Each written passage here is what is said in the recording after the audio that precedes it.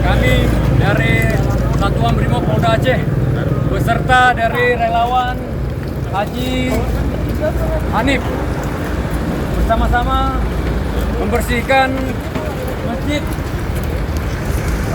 Syuhada wilayah Tamiang.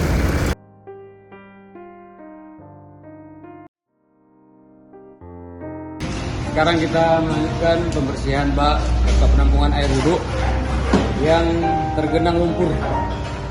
Isi dalam bak semuanya lumpur.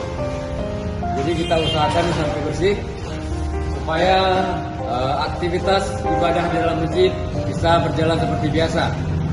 Dari Masjid Syuhada Aceh Tamiang kami melaporkan